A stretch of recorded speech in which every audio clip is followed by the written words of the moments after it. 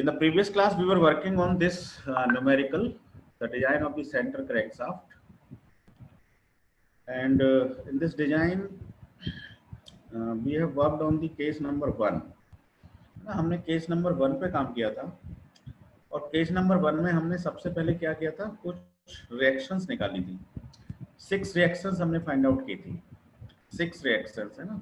तो सबसे पहले तो ये रिएक्शंस हमारी आ गई थी R1B वगैरह, R2B, R2B dash, R2, R3B dash है ना, R2H डैश, R3H डैश है ना। ये 6 रिएक्शंस हमारी आ गई थी, जिनमें से 4 वर्टिकल रिएक्शन थी और 2 हॉरिजॉन्टल रिएक्शन थी। इसके बाद हमने design of the crank pin पे वर्क किया था, तो उसमें सिंपली बेंडिंग मोमेंट निकाल लिया था लेफ्ट साइड से, क्योंकि लेफ्ट साइड से निकालना इजी था। तो बेंडिंग मोमेंट निकालने के बाद बेंडिंग स्ट्रेस निकाल लिया था, और बेंडिंग स्ट्रेस निकालने के बाद ही हमने उसको अलाउएबल वैल्यू से अलाउएबल वैल्यू मानकर डीसी निकाल दिया था, और उसको बियरिंग प्रेशर के लिए हमने चेक कर लिया था। तो design of the crank pin हमने कंप्लीट कर ली थी। उसके बाद डिजाइन ऑफ द शाफ्ट पे चले गए थे हम, और डिजाइन ऑफ द शाफ्ट में हम चले गए थे फ्लाईव्हील, फिर फ्लाईव्हील की डिजाइन पे चले गए थे। फ्लाईव्हील का जो बेंडिंग मूवमेंट था, शाफ्ट का bending movement at the flywheel junction, तो वो हमने राइट साइड से निकाला था, क्योंकि राइट साइड से निकालना इजी था। तो वहां पर एक वर्टिकल रिएक्शन थी, तो वर्टिकल बेंडिंग मूवमेंट आ गया था R3B डैश इंटू C2, और एक हॉरिजॉन्टल रिएक्शन थी, तो हॉरिजॉन्टल मूवमेंट आ गया था R3H डैश इंटू C2 है ना। अब ये दोनों बेंडिंग मूवमेंट, एक वर्टिकल प्लेन में, एक हॉरिजॉन्टल प्लेन में, तो फिर हमने नेट बेंडिंग मूवमेंट फाइंड किया, and net bending movement is under root of vertical movement square plus horizontal movement square है ना। वैल्यूज पुट करने के बाद we got this answer 1,67,705 Newton millimeter. We have found this answer. And from bending moment, again we have applied the bending stress 32 MB divided by pi ds cube, where ds is the diameter of the shaft at the flywheel junction. Allowable value we have again considered 75 megapascal. Then by putting these values we got ds equal to 30 millimeter. ना इतना काम हमने कर लिया था। और ये सारा काम जो चल रहा है, ये केस नंबर 1 में चल रहा है, जब थीटा इक्वल टू 0 है, मतलब उस वक्त कनेक्टिंग रॉड और क्रैंक एक ही लाइन का जो लाइन ऑफ एक्शन है वो केवल एक ही डायरेक्शन में है, वो दोनों ही वर्टिकल है। वर्टिकल इंजन में वर्टिकल है, हॉरिजॉन्टल इंजन में हॉरिजॉन्टल है, वो एक ही सीध में है, थीटा इक्वल टू 0। तो थीटा इक्वल टू 0 वाले केस पर हम क्रैंक पिन डिजाइन कर चुके हैं, शाफ्ट को डिजाइन कर चुके हैं, लेकिन ये जितने भी आंसर्स अभी आ रहे हैं, ये आंसर्स फाइनल नहीं है, बिकॉज अभी केस सेकंड के हिसाब से डिजाइन होना बाकी है। केस सेकंड में भी हमको डायमीटर मिलेंगे, क्रैंक पिन के डायमीटर मिलेंगे, हमको शाफ्ट के डायमीटर्स मिलेंगे, और इन दोनों केसों में जो लार्जर वैल्यू होगी that will be the final diameter of the either the crank pin और आइदर द क्रैंक शाफ्ट। तो इतना काम हम कर चुके थे, और अभी हम केस 1 पे ही चल रहे हैं, केस 2 पे अभी हम पहुंचे नहीं हैं। अब केस 1 में हमारा एक काम और रह गया है, design of left hand crank wave. तो 2 वेव होती हैं, एक लेफ्ट हैंड और एक राइट हैंड है ना।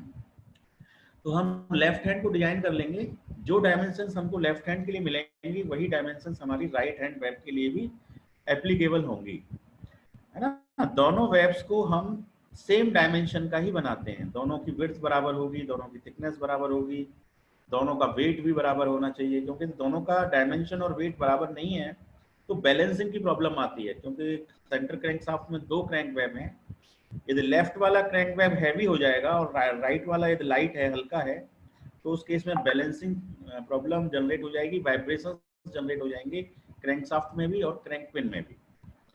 To avoid that balancing problem, left hand and right hand both the crank waves are made of equal dimensions. तो लेफ्ट को डिजाइन करेंगे, जो लेफ्ट की डायमेंशन आएंगी वही राइट की हो जाएंगी। अब इसका क्राइटेरिया ये है कि क्रैंक वेव की डिजाइनिंग में 2 एम्पेरिकल फॉर्मूले यूज करते हैं, एक तो क्रैंक वेव की थिकनेस और एक क्रैंक वेव की विड्थ। तो विड्थ और थिकनेस के लिए ये 2 फॉर्मूले हैं empirical. T equal to 0.7 DC and W equal to 1.14 DC। ये डाटा बुक में मिल जाएंगे, भंडारी वाली डाटा बुक में आपको ये वैल्यूज मिल जाएंगी। तो T equal to 0.7 DC, DC है मतलब diameter of the crank pin. तो यदि डायमीटर ऑफ क्रैंक पिन हम स्टेप 1 में निकाल चुके हैं और वो 65 mm हमारा आया था आंसर, DC का क्रैंक पिन का आंसर जो आया था स्टेप 1 में वो 65 mm आया था। तो 65 मल्टीप्लाइड बाई 0.7, ये हमारा T मतलब थिकनेस आ जाएगी, और विड्थ जो है वो 1.14 से मल्टीप्लाई करने के बाद हमारी जो विड्थ है वो आ जाएगी, this is 45 point something and that is 74.1 millimetre. अच्छा, इसके बाद हम क्या कर रहे हैं, डायमेंशंस तो निकल गई, क्रैंक वेब की थिकनेस भी आ गई, विड्थ भी आ गई, लेकिन ये एम्पेरिकल डायमेंशंस के अकॉर्डिंग हम अब ये चेक करेंगे कि हमारी क्रैंक वेब में जो भी स्ट्रेसेस डेवलप हो रहे हैं वो स्ट्रेसेस विद इन लिमिट हैं या नहीं। यदि वो विद इन लिमिट है इसका मतलब क्रैंक वेब की डिजाइन सेफ है, एल्स हमें कुछ न कुछ मॉडिफिकेशन करने की जरूरत है। तो अब ये चेक, तो उसके लिए हम बेंडिंग मोमेंट कैलकुलेट कर रहे हैं। बेंडिंग मोमेंट अगेन या तो लेफ्ट साइड से कैलकुलेट होता है या फिर राइट साइड से कैलकुलेट होता है ना। बेंडिंग मोमेंट या तो लेफ्ट साइड से कैलकुलेट होता है, लेफ्ट साइड से कैलकुलेट होता है, या तो अगेन ये लेफ्ट रिएक्शन के बाद में मल्टीप्लाइड बाय डिस्टेंस हुआ। तो इस तरह से रिएक्शन मल्टीप्लाइड बाय डिस्टेंस। अभी डिस्टेंस कैसे निकाली गई है, सिंपली है, डिस्टेंस निकालने के लिए मुझे बोर्ड पे काम करना है, लेकिन बोर्ड आज मेरा काम कर नहीं रहा है, उसके फंक्शंस नहीं काम कर रहे हैं। चलिए मैं देखता हूँ, देखिए ये आपकी क्रैंक पिन है, ये आपका लेफ्ट हैंड वेब है ना, this is your left hand web, और ये आपका राइट हैंड वेब है। अब यहाँ पर पहली बियरिंग है यहाँ पर, तो उसकी रिएक्शन जो आ रही है वो रिएक्शन आपकी आ रही है R1V, है ना। उस रिएक्शन की वैल्यू क्या है, R1V, ये मैंने लिख दिया R1V, this is the reaction.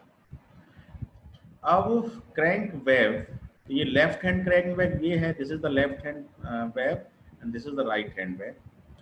तो लेफ्ट हैंड वेव का जो सेंट्रल प्लेन होगा, है ना, ये जो सेंट्रल प्लेन है यहाँ तक का मुझे डिस्टेंस चाहिए, आई वांट दिस डिस्टेंस, है ना।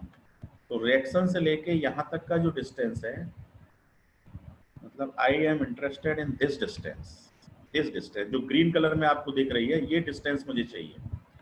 क्रैंक वेब पर मूवमेंट निकाल रहा हूँ, है ना, तो फोर्स इनटू डिस्टेंस, और लेफ्ट हैंड पे निकाल रहा हूँ तो फोर्स मल्टीप्लाइड, फोर्स कितना है R1V। अब इस डिस्टेंस को कैसे निकाला जाए, तो डिस्टेंस निकालने के लिए सेंटर तक का जो डिस्टेंस है वो डिस्टेंस हमने कल पढ़ा था, वो है हमारा distance B1। What is the value of that distance, B1। और ये हमारी क्रैंक पिन की जो लेंथ है वो यहाँ से यहाँ तक, ये जो पूरी लेंथ है ये LC है, मतलब length of the crank pin है, this is the length of crank pin. तो इसको दो पार्ट में डिवाइड करें तो ये आधा पार्ट इसका कितना हो जाएगा, LC/2 हो जाएगा, LC डिवाइडेड बाई 2, ये इसका आधा पार्ट हो जाएगा, LC डिवाइडेड बाई 2। उसके बाद ये जो क्रैंक है, क्रैंक वेब है, इसकी जो थिकनेस है वो कितनी है पूरी, वो T है थिकनेस, ठीक है। तो अब मुझे ये वाली डिस्टेंस निकालनी है, तो मैं कैसे निकालूंगा, देखिए ध्यान से देखना। मैं क्या करूंगा, प्लस माइनस ही करूंगा डिस्टेंसेस का। तो R1V से लेके सबसे पहले तो यहाँ तक का डिस्टेंस देखूंगा, यहाँ तक का डिस्टेंस कितना है, B1, ये मैंने नोट आउट कर लिया, दिस इज B1। अब B1 में से मैं क्या क्या माइनस कर दूं कि मेरा ये डिस्टेंस निकल के आ जाए। तो एक तो मैं LC/2 माइनस कर दूं, तो I will subtract LC/2 from B1 ये मैंने माइनस किया, और एक मैं इस टी थिकनेस का हाफ पार्ट माइनस कर दूं, इसका आधा हिस्सा यानी कि t/2, तो एक मैंने इसमें t/2 माइनस कर दिया। एक बार फिर से समझ लीजिए कि मैंने क्या किया है। मैंने इस डिस्टेंस को निकालने की कोशिश की है, इस डिस्टेंस को निकालने की, ये जो है। अब ये डिस्टेंस कैसे निकलेगी? Total distance b1 minus half of the length of the crank pin minus half of the thickness of the web. I think it is clear. तो ये डिस्टेंस क्राइटेरिया अब आपको समझ में आ गया होगा। वापस हम अब फाइल पे चल रहे हैं। We are again going to file. ये फाइल पे हम आ गए। अब इस फाइल में ये हमने बेंडिंग मोमेंट निकाल लिया। देखो b1 minus half of the length of the crank pin minus half the thickness of the web. Values put किया तो हमारे पास ये आंसर आ गया 10,66,116 Newton millimetre. This is the bending moment. अब देखो जो क्रैंक वेब है उसका जो क्रॉस सेक्शन है वो कैसा है? रेक्टेंगुलर क्रॉस सेक्शन है। तो रेक्टेंगुलर क्रॉस सेक्शन की वजह से, है ना, यदि मैं इस क्रैंक वेब को यहाँ पे क्रॉस सेक्शन देखूं तो इसका जो क्रॉस सेक्शन है वो w/t का रेक्टेंगल है। तो इसका यदि मैं इनर्शिया देखूं तो w/t³ हो जाएगा, है ना। न्यूट्रल एक्सिस से इसकी अपर फाइबर की डिस्टेंस t/2 हो गई। t 46 है तो 23 हो गया। मॉडुलस, सेक्शन मॉडुलस जो है वो w/t² होता है। तो m/i ये बेंडिंग स्ट्रेस होता है ना। तो देखो इस फोर्स, इस रिएक्शन की वजह से इस वेब पर एक तो बेंडिंग स्ट्रेस आ रही है और दूसरा ये इसको कंप्रेस भी करेगा। ये इसेंट्रिक लोडिंग है। This is the eccentric loading for this web. इस वेब को आप ये समझ लीजिए कि एक कॉलम है और ये इसका जो फोर्स है वो सेंटर ऑफ ग्रेविटी से पास नहीं हो रहा है, ये कुछ डिस्टेंस पे इसेंट्रिसिटी पे हट के लग रहा है। तो ये एक इसेंट्रिक लोड है और इसेंट्रिक लोड की वजह से इसमें एक तो डायरेक्ट कंप्रेसिव स्ट्रेस आएंगे और दूसरे बेंडिंग स्ट्रेस आएंगे। तो बेंडिंग स्ट्रेस हम निकालेंगे बेंडिंग इक्वेशन m/i से। अब m मतलब मूवमेंट हम निकाल चुके हैं ऑलरेडी, y हमने ऑलरेडी निकाल चुके हैं 23, और नीचे i जो होता है वो bh³ होता है। 12 ऊपर चला गया तो b की वैल्यू कितनी है? 75, है ना। b wh³ w मतलब 75, ये हमने एम्पिरिकल से निकाल लिया है। और t हमारा 45.5 मतलब 46 है। t हमारा 46 है। तो इस तरह से हमने सिग्मा भी कैलकुलेट कर लिया 40.31 मेगा पास्कल। अब डायरेक्ट कंप्रेसिव स्ट्रेस भी निकाल लिया। डायरेक्ट कंप्रेसिव स्ट्रेस क्या होता है? Force divide by area. अब फोर्स कितना है? r1v, और इस क्रॉस सेक्शन का एरिया कितना है? ये तो रेक्टेंगल है, रेक्टेंगल का area length into width w into T. तो फोर्स डिवाइड बाय एरिया किया है सिंपली। फोर्स की वैल्यू मतलब वो रिएक्शन हमारी 15,000 समथिंग पहले ही निकाली है हमने सबसे पहले। W और T हमारी इंपेरिकल आए हैं 75 और 46, तो ये 4.45 न्यूटन पर mm² का स्ट्रेस आ गया डायरेक्ट कंप्रेसिव। देखो अब ये बेंडिंग है, ये कंप्रेसिव है। अच्छा, बेंडिंग स्ट्रेस जो होते हैं वो भी क्या होते हैं? न्यूट्रल एक्सिस से एक तरफ कंप्रेसिव होते हैं तो न्यूट्रल एक्सिस से दूसरी तरफ वो टेंसाइल होते हैं। Bending stresses are also either compressive और टेंसाइल इन नेचर, है ना। कुछ न्यूट्रल एक्सिस से अपर बाउंड्री की तरफ यदि वो टेंसाइल हैं तो लोअर बाउंड्री की तरफ वो कंप्रेसिव होते हैं, या वाइस वर्सा। तो हम ये मान लेते हैं कि ये भी कंप्रेसिव और ये भी कंप्रेसिव, तो आपस में ऐड हो जाएंगे। और यदि ये टेंसाइल और ये कंप्रेसिव तो ये दोनों आपस में क्या होंगे? सब्ट्रैक्ट हो जाएंगे, है ना। तो हम इसको चेक करना चाहते हैं तो हम इनको डिफरेंट नेचर का अज्यूम न करके फिलहाल हम ये अज्यूम करेंगे कि ये कंप्रेसिव है और ये भी कंप्रेसिव है, तो नेट कंप्रेसिव निकाल लेंगे। तो the total compressive stress will be this plus this, यानी कि 40.31 प्लस 4.45, सो दैट इज 44.76। तो ये हमारा नेट कंप्रेसिव स्ट्रेस आया, और इसकी जो लिमिट है वो हमने 75 अज्यूम कर रखी है मटेरियल के लिए। तो ये 44.76 लेस देन 75 आया है। इसका मतलब हमारा जो वेब है वो, उसकी जो डिजाइन है दैट इज सेफ, क्योंकि उसकी जो स्ट्रेस है वो विद इन लिमिट आ रहा है, hence the design of the crank web is safe, है ना, ये वेब आएगा, पिन नहीं आएगा यहाँ पे। Hence the design of the crank web is safe. ठीक है, तो इस तरह से लेफ्ट हैंड क्रैंक वेब हमने डिजाइन कर लिया।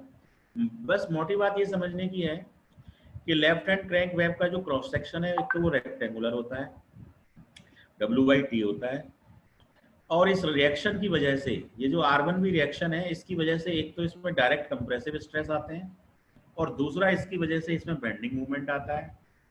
Bending movement force into distance होता है, तो फोर्स मल्टीप्लाइड बाय डिस्टेंस करके बेंडिंग मूवमेंट निकाल लिया, बेंडिंग स्ट्रेस निकाल लिया। Direct compressive stress force by area होता है, दोनों को प्लस कर दिया है, उसकी वैल्यू 75 से कम है, इसलिए हमारा वेब जो है वो उसकी डिजाइन सेफ है। ठीक है, अब राइट हैंड क्रैंक वेब पे आ जाएं, तो जो दो dimension left hand crank web की हैं वही dimension right hand crank web की भी होंगी। So both are made identical, है ना, both web are made identical from balancing consideration, है ना। बैलेंसिंग की को बात को ध्यान में रखते हुए दोनों वेब की डायमेंशन सेम रखी जाती है। So this completes our first case, theta equal to 0 degree.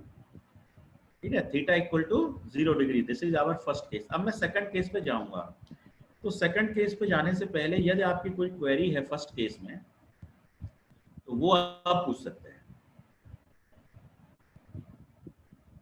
बोलिए। कोई भी यदि आपकी क्वेरी है फर्स्ट केस में तो प्लीज आस्क।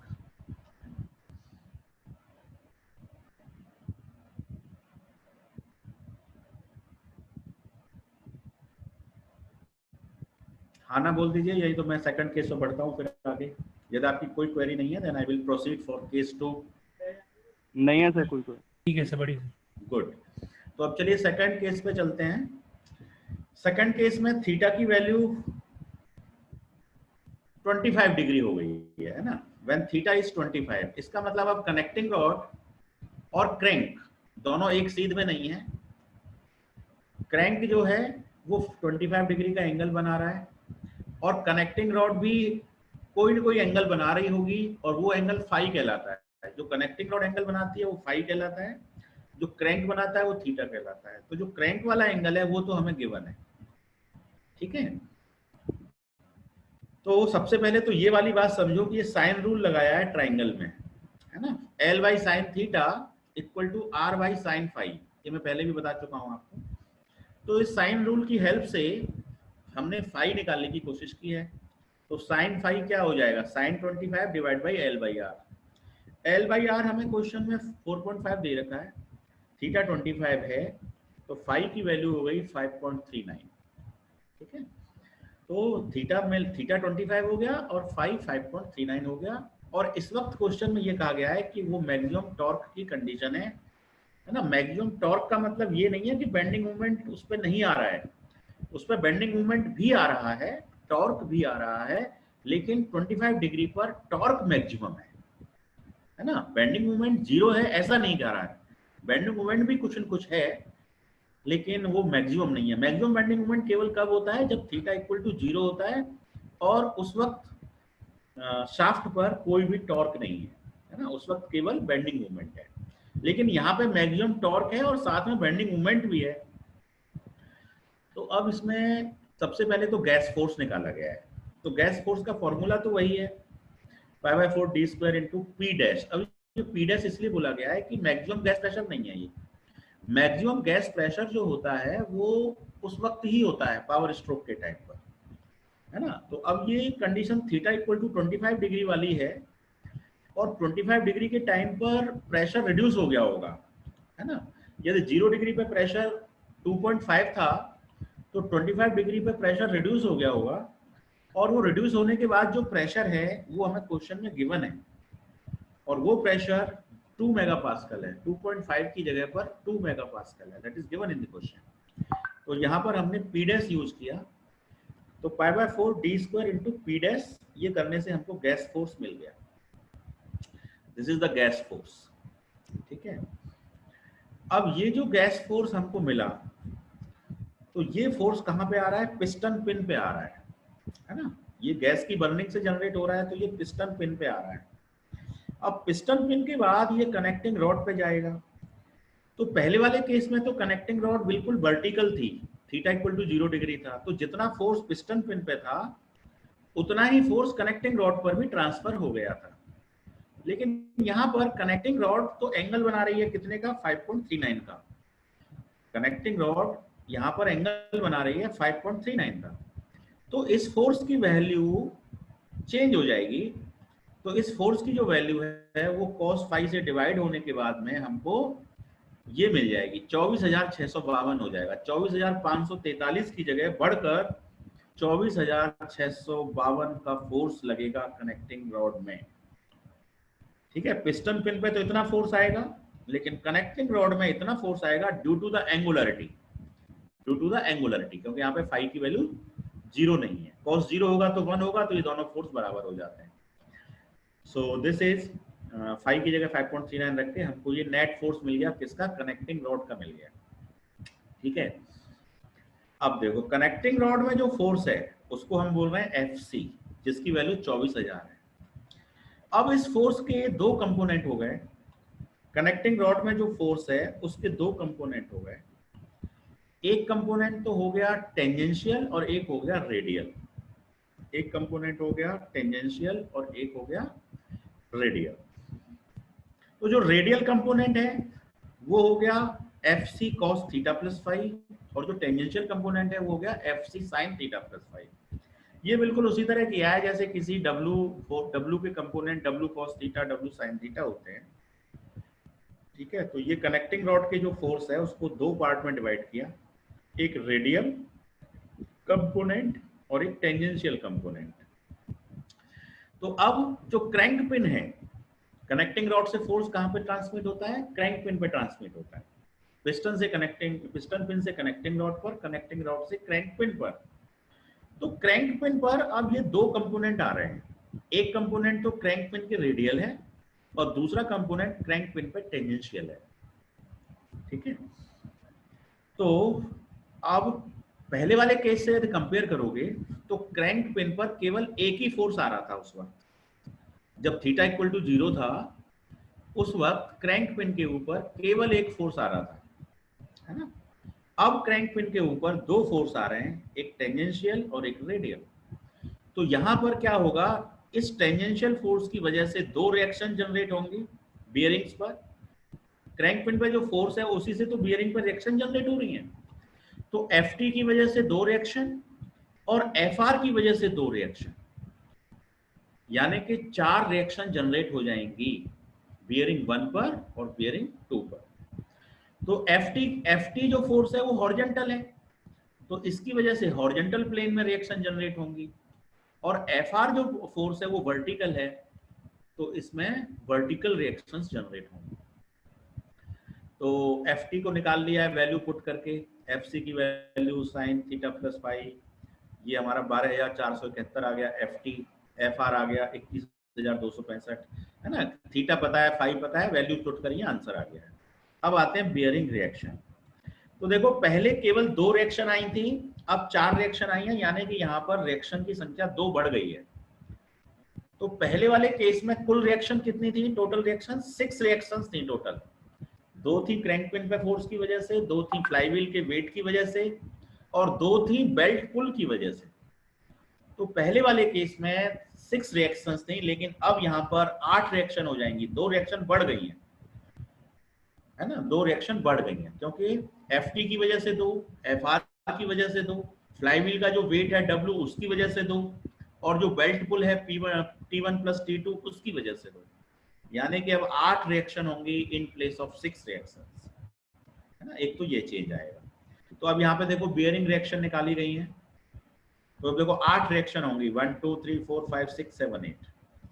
तो R1B और R2B जो है वो क्या है, रेडियल कंपोनेंट का आधा आधा कर दिया। R1H और R2H क्या है, टेंजेंशियल कंपोनेंट का हाफ हाफ कर दिया। अब ये बियरिंग 2 और बियरिंग 3 पे कोई चेंज नहीं है, वहां तो फ्लाईव्हील पहले भी था, फ्लाईव्हील अब भी है, सेम सिचुएशन। तो W/2 हो जाएगा as it is, no change. T1 plus T2 belt pull पहले भी था, अब भी है, नो चेंज। तो ये इन चारों रिएक्शन में कोई चेंज नहीं है, लेकिन यहाँ पर जो 2 थी पहले, अब यहाँ वहां 2 की जगह 4 हो गई हैं, वेरी इंपॉर्टेंट। ठीक है, तो टोटल रिएक्शन अब हमारे पास कितनी हो गई है, 8, पहले थी 6, बाकी आगे का कंसेप्ट लगभग वही रहेगा, थोड़े थोड़े चेंज के साथ। तो अब इसमें R1V के बारे में बताया गया है, responsible for the bending in the crank pin, है ना। जो R1V रिएक्शन है उसकी वजह से बेंडिंग होगी क्रैंक पिन के अंदर, और जो R1H है वो हॉरिजॉन्टल है, तो हॉरिजॉन्टल की वजह से क्रैंक पिन में क्या हो जाएगी, ट्विस्टिंग हो जाएगी।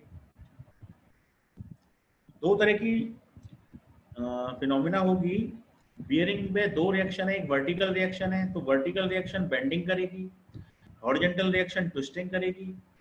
तो बेंडिंग मोमेंट कैसे निकालते हैं, force into distance, left side से पहले भी तो निकाला था, फोर्स इनटू डिस्टेंस। तो ये फोर्स है, ये डिस्टेंस है। अब फोर्स हमने 10,632, ये R1V हमने निकाला हुआ है यहाँ 10,632, दिस वन। तो R1V निकाला इनटू B1, B1 मतलब वही 2D मान लिया, B को, वो एजम्पशन सब सेम है, B को 2D मान लिया और B1 B2 इक्वल है, तो ये 125 से मल्टीप्लाई करके 13 लाख समथिंग ये आ गया, 13,29,091, ये हमारा बेंडिंग मोमेंट आ गया। अब दूसरा टॉर्क निकालते हैं। तो देखो R1H जो है वो हॉरिजॉन्टल रिएक्शन है, और क्रैंक पिन इस हॉरिजॉन्टल रिएक्शन से कितनी डिस्टेंस पे है, तो इसको जरा डायग्राम से देखिए आप। व्हाइट बोर्ड ले लेते हैं, लेकिन व्हाइट बोर्ड पे आज मेरा टच काम नहीं कर रहा है, पता नहीं क्या दिक्कत है। चलिए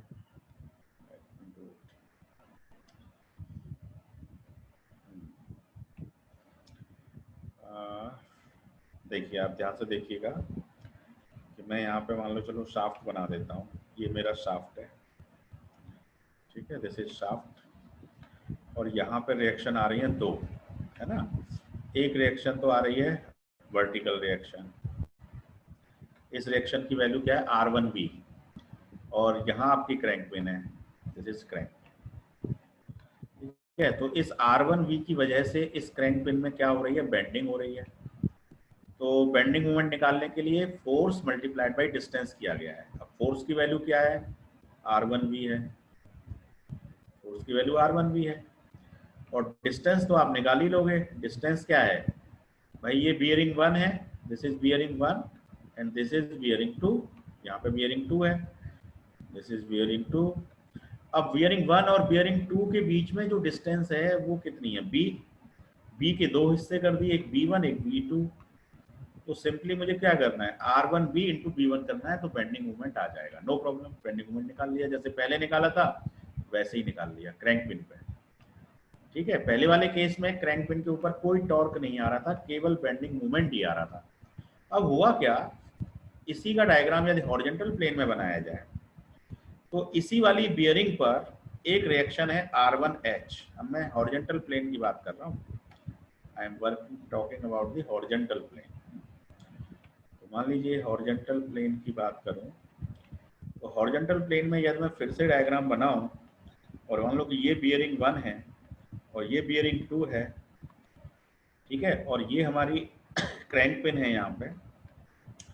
अब ये हॉरिजॉन्टल प्लेन में है, तो हॉरिजॉन्टल प्लेन में ये जो डिस्टेंस है इन दोनों के बीच में, ये वाली डिस्टेंस हो जाएगी परपेंडिकुलर डिस्टेंस, और ये परपेंडिकुलर डिस्टेंस किसके बराबर है, radius, length of the crank radius के बराबर है ना। तो यहाँ पे जो फोर्स है हॉरिजॉन्टल फोर्स और क्रैंक पिन के बीच में जो परपेंडिकुलर डिस्टेंस है, यहाँ पे परपेंडिकुलर डिस्टेंस B1 है बेंडिंग मोमेंट के केस में, लेकिन यहाँ टॉर्क के केस में जो डिस्टेंस है वो स्मॉल r है, क्रैंक रेडियस के बराबर, है ना। तो R1H इंटू क्रैंक रेडियस, ये हमारा क्या हो जाएगा, टॉर्क हो जाएगा। तो दोनों को निकालने के बाद जब किसी पिन पर या क्रैंक पिन पर यदि बेंडिंग भी आ रही है, टॉर्क भी आ रहा है, तो फिर हम उस केस में कैसे डिजाइन करते हैं, इक्विवेलेंट टॉर्क निकालते हैं। और इक्विवेलेंट टॉर्क कैसे निकलता है, √m² प्लस t² से निकलता है। फिर उस इक्विवेलेंट टॉर्क के बेस पर हम आगे डिजाइन करते हैं। तो अब ये डक्टाइल मटेरियल है, डक्टाइल मटेरियल है, तो कौन सी थ्योरी लगानी चाहिए हमको, शियर स्ट्रेस थ्योरी लगानी चाहिए। तो हम इसमें शियर स्ट्रेस को चेक कर लेंगे, है ना। तो शियर स्ट्रेस के लिए हमारे पास क्या फॉर्मूला है, जैसे बेंडिंग स्ट्रेस के लिए sigma B equal to 32 m/πd³ है, उसी तरह से टॉर्क के लिए 16 mt डिवाइड बाई πd³ है ना। 32 की जगह 16 का फैक्टर आता है शियर स्ट्रेस में, बेंडिंग में 32 का फैक्टर आता है, शियर स्ट्रेस में 16 का फैक्टर आता है। तो दोबारा से फाइल पे आ जाते हैं। Let me come to the file. ये आ गया आपका, ये देखिए फोर्स इनटू डिस्टेंस किया, ये 13 लाख समथिंग आ गया। ये भी फोर्स इनटू ये टॉर्क आ गया। अब इन दोनों की वजह से रूट करके अंडर कर दिया तो इक्विवेलेंट टॉर्क आ गया। MTE is the equivalent torque, ये 14 लाख समथिंग आ गया। अब शियर स्ट्रेस क्या होता है, 16 MTE divide by pi DC cube, DC जो है डायमीटर ऑफ क्रैंकपिन। तो इसको सॉल्व करके हमारे DC की वैल्यू आ गई 56.39 mm। अब देखो क्रैंकपिन कितनी जगह पे डिजाइन हो चुकी है। क्रैंकपिन कनेक्टिंग रॉड के टाइम पे डिजाइन हो चुकी है। क्रैंकपिन थीटा इक्वल टू 0 यानी कि फर्स्ट केस में डिजाइन हो चुकी है। और क्रैंकपिन थीटा इक्वल टू 25 डिग्री यानी कि सेकंड केस जिस पे भी हम काम कर रहे हैं उसमें भी डिजाइन होकर के 56.39 आया आंसर। तो इन तीनों केसों में से आप कौन सी वैल्यू को फाइनल मानेंगे, केस 1 वाली को फाइनल मानेंगे या केस 2 वाली को फाइनल मानेंगे, या क्रैंक कनेक्टिंग रॉड के टाइम पे जो आई है उसको फाइनल मानेंगे? तो सीधा सा आंसर ये है कि दोनों केसों को कंपेयर कर लो, कनेक्टिंग रॉड वाले को भी कंपेयर कर लो, जो लार्जर वैल्यू है उसको ले लो, है ना। तो देखो अभी यहाँ पे कितना आया, 56.39 आया है। अब हम केस 1 पे जाते हैं कि केस 1 में डायमीटर कितना आया था। केस 1 में क्रैंक पिन का जो डायमीटर है वो हमारा कितना आया था, जरा चेक कर लेते हैं। ये देखिए डिजाइन ऑफ क्रैंक पिन। तो इस वक्त हमारा डायमीटर 65 mm आया था, 65 mm। तो केस 1 में तो 65 आया था और अभी 56 आया है। तो कौन से वाले केस से ज्यादा आया है, केस नंबर 1 से ज्यादा आया है ना, केस 1 से। तो case 1 is the decision criteria. तो अब यहाँ पे इन केस 1 लिखा भी हुआ है कि केस 1 में हमने डीसी की वैल्यू 65 निकाली हुई है, प्राप्त हुई है हमें। तो टेकिंग द लार्जर वैल्यू, तो हमें डीसी की वैल्यू कितनी हो गई, 65। और L बाई डी का रेशियो हमने 1 लिया हुआ मान लिया है, तो LC और DC दोनों ही बराबर हो गए 65। तो फाइनल लेंथ इज 65 नॉट 56। यदि ये ज्यादा आ रही होती तो इस वाली को ले लेते। तो निकालना दोनों से जरूरी है। कभी कभी इस केस में ज्यादा आ जाती है, कभी कभी उस केस में ज्यादा आ जाती है। डिपेंड करता है कि आपकी लोडिंग कंडीशंस क्या हैं और आपकी ज्योमेट्री क्या है, आपकी बियरिंग्स की डिस्टेंसेस वगैरह क्या है, इन सब चीजों पे डिपेंड करती हैं ये सारी चीजें। तो कुल मिलाकर हमारी जो क्रैंक पिन है फाइनली 65 mm के लिए अब लॉक हो गई है कि this is the final diameter of the crank pin.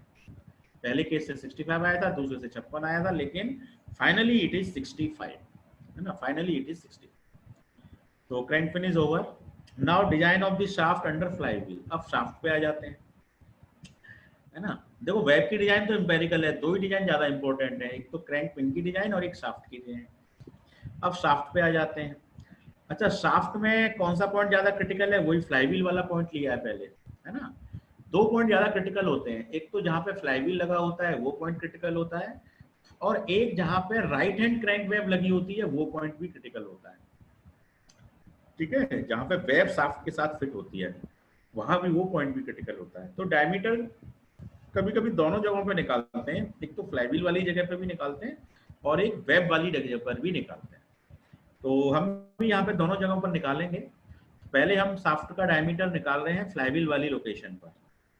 तो फ्लाईव्हील वाली लोकेशन पर यदि मुझे बेंडिंग मोमेंट निकालना है तो पहले वाले केस में हमने किधर से निकाला था, राइट साइड से या लेफ्ट साइड से?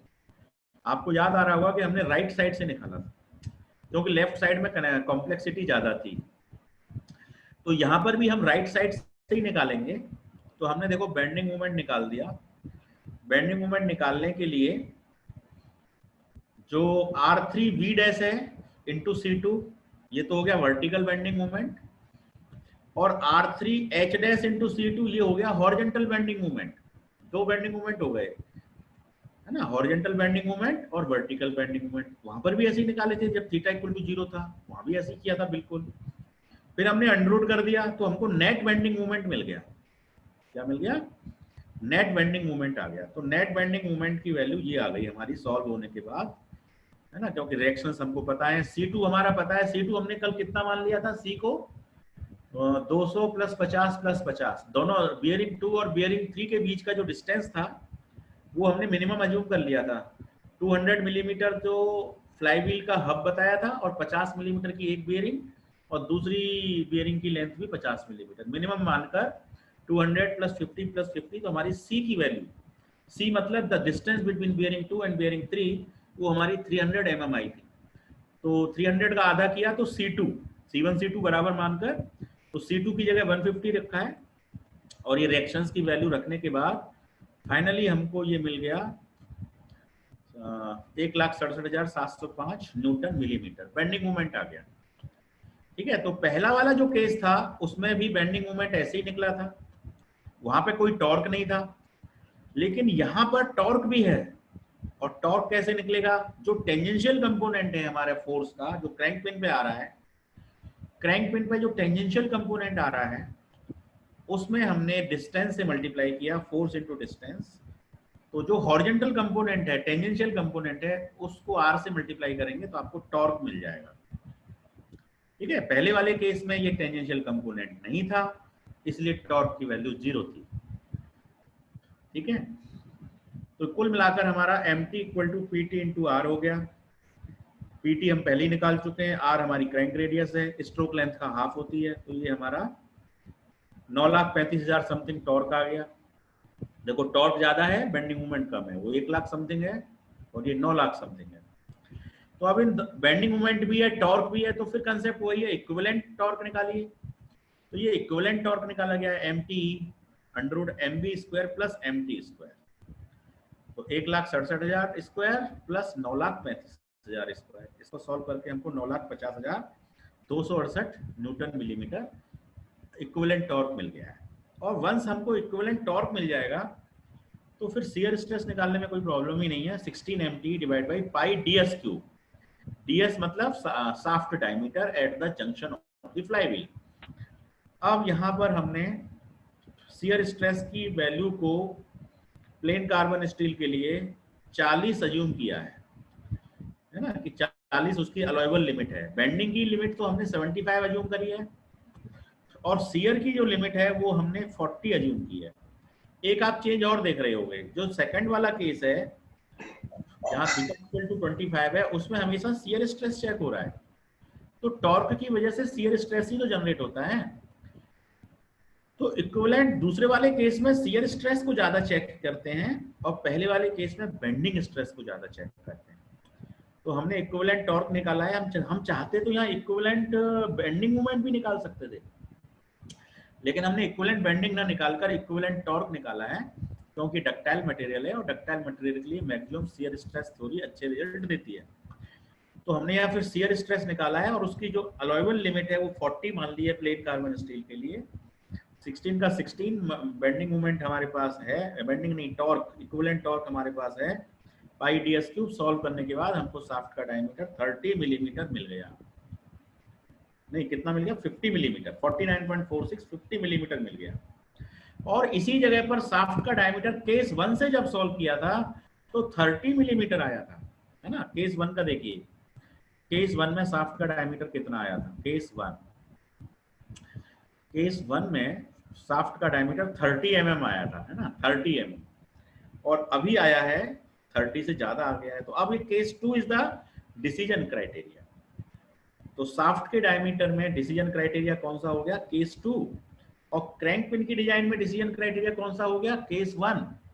देखो हर प्रोडक्ट को जरूर नहीं है कि हर आइटम के लिए एक ही क्राइटेरिया काम करेगा।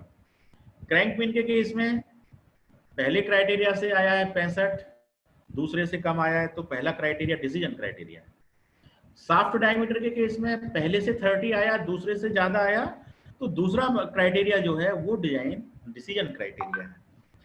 तो इस तरह से हमने ये निकाल लिया, टॉर्क निकाल लिया, design of the shaft under flywheel निकाल लिया।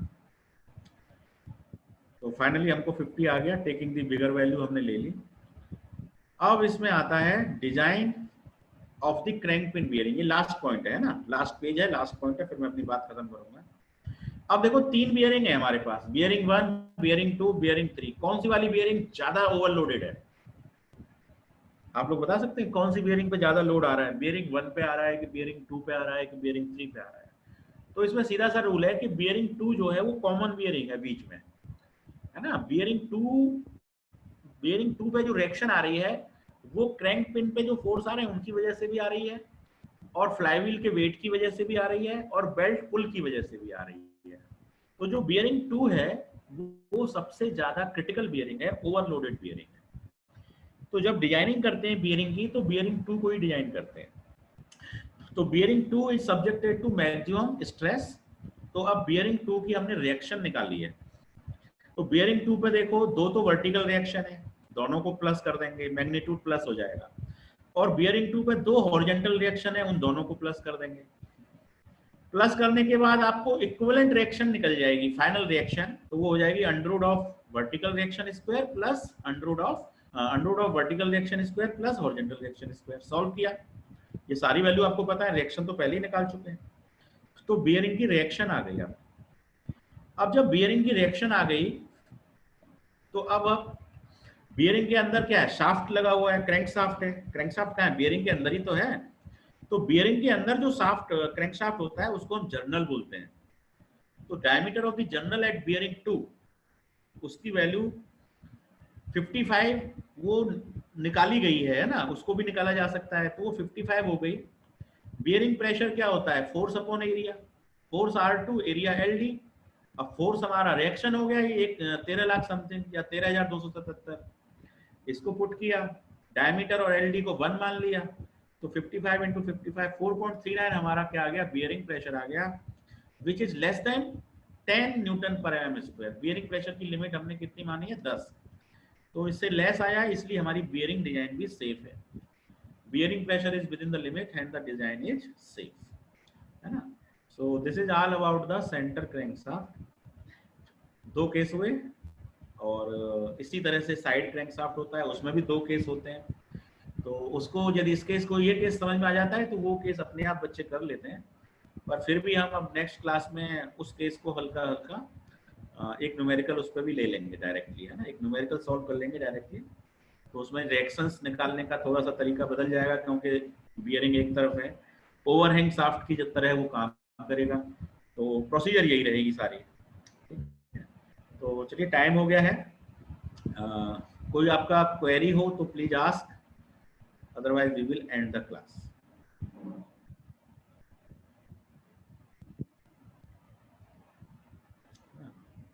कोई क्वेरी हो मैं स्टॉप शेयर कर देता हूँ, यदि आपकी कोई क्वेरी है तो आप जरा बोल दीजिए, या चैट के थ्रू बोलना चाहें तो चैट के थ्रू बोलें। Ashish Singh, no sir, no problem, ठीक है।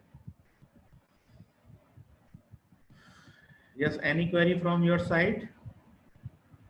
No sir. Okay, thank you very much. Thank you sir. Happy learning, stay home, Thank you, sir. Thank you very much. Thank you sir.